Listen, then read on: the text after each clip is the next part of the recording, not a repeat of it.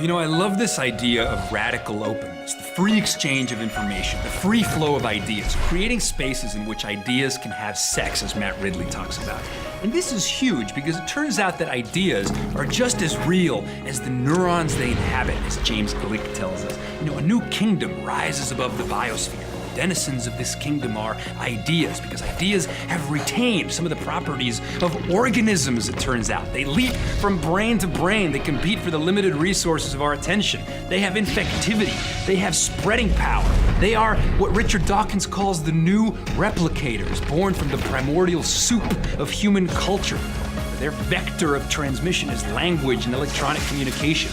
And though ideas are not made of nucleic acid, they have achieved more evolutionary change, and at a rate that leaves the old gene panting far behind. You know, Ray Kurzweil says our ability to create virtual models in our heads, combined with our modest-looking thumbs, was sufficient to usher in the secondary force of evolution called technology. And it will continue until the entire universe is at our fingertips.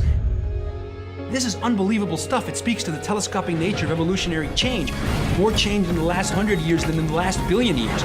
Terence McKenna actually wrote that from the moment that human beings invented language, biological evolution essentially ceased, and evolution became a cultural epigenetic phenomenon. Now, we take in matter of low organization, we put it through our mental filters, and we extrude it in the form of space shuttles and iPhones.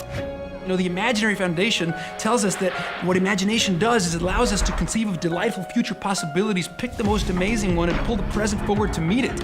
You know, imagine how impoverished this world would have been if we hadn't invented the technology of the oil painting in time for Van Gogh, or the technology of the musical instrument in time for Beethoven and Mozart to unfurl through it. You know, with the revolutions in biotechnology, nanotechnology, the free exchange of information is allowing us to conceive of radical new things.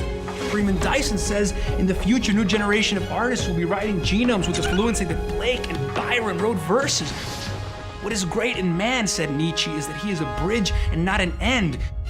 You know, we're on a trajectory smack in the middle between the born and the made, wrote Kevin Kelly. And so radical openness, it's huge.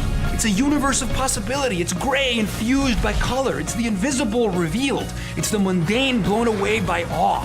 We need to cultivate radical openness as a way of participating and accelerating evolution.